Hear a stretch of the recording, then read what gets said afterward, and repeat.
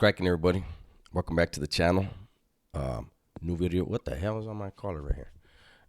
Erase that. Anyhow, welcome back to the channel. Let me take this off. New video. What's cracking? All that. Hopefully, I got all the catchphrases in for you guys. So, I was thinking about how I did a video. It was from my small channel, the Dub S channel, and I brought it over here because it was one of my better viewed videos. Excuse me. And it was about a prison liar is what I called it. Hold on, let's get that right there. A prison liar. I'm gonna put. It's probably gonna be right here. I'll put it up here.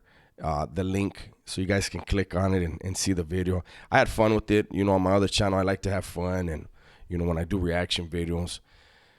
Now, it cracks me up because I see a lot of people questioning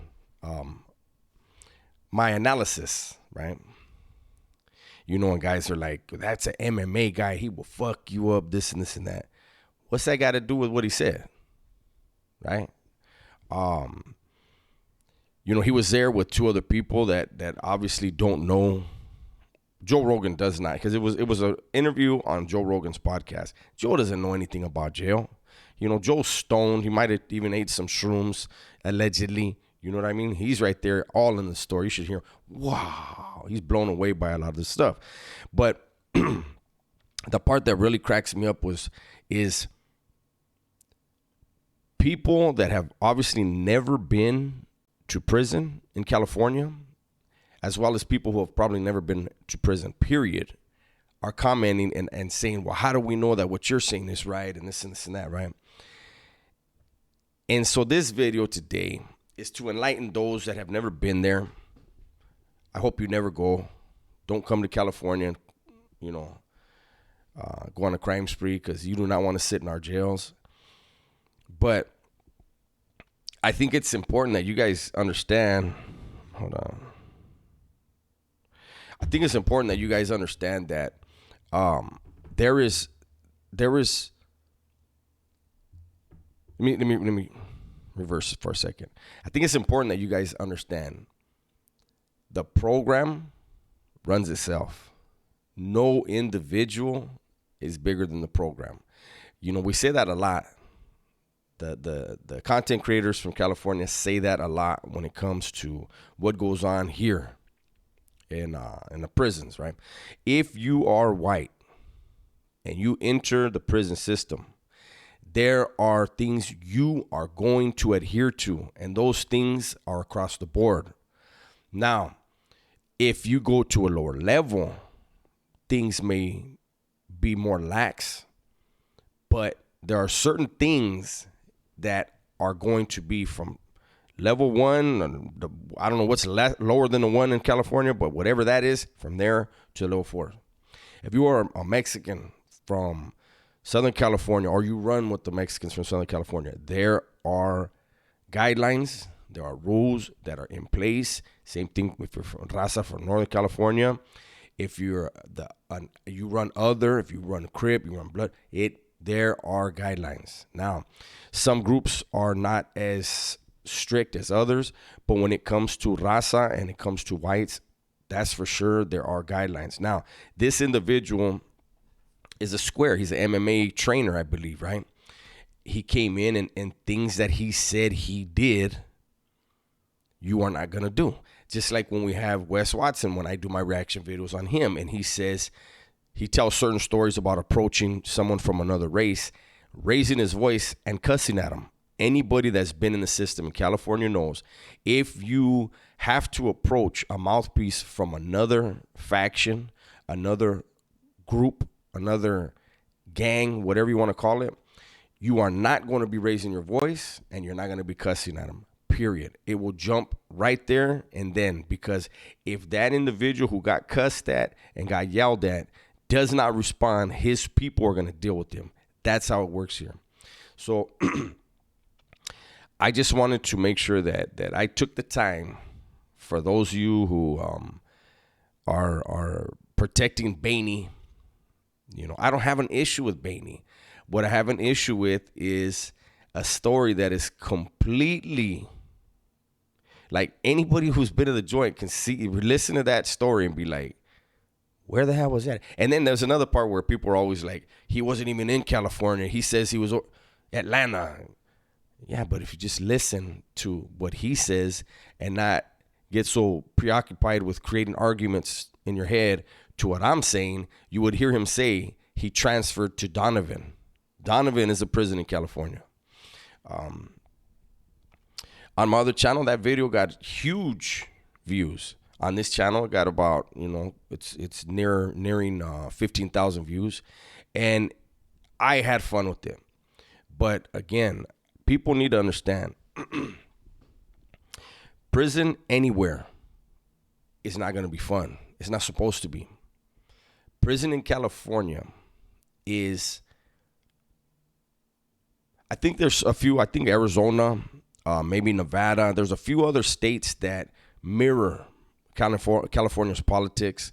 I don't know if they're exactly the same, but if they are, then I tip my hat to them, because it is not easy doing time like that. Again, you as an individual, I've said it before, I'll say it again. It doesn't matter how many times your grandma or your mom told you were special. You're not. Not in prison. You are not special. You will follow the rules, and everybody's watching. That's a cool thing. Everybody's watching, because a lot of people think it's funny when their own people fall. But what can you expect from an environment where men are looking to blame everything else in the world for their woes, where they sit and stew in their own misery, and instead of wanting to figure out how to stop being miserable, they self-medicate with drugs and alcohol in there. They also scheme on more ways to react violently to the world, because it may ease their pain for a minute, for a second, but then what happens? They made their situation worse. So again, if you see that video, whether it's on the WS channel or on this channel, the Prison Liar video, if you see it and you want to think that I'm wrong because I wasn't there, understand, I don't have to be there. Anyone who's been in prison doesn't have to be there to know, man, that shit he's talking about, that ain't gonna fly.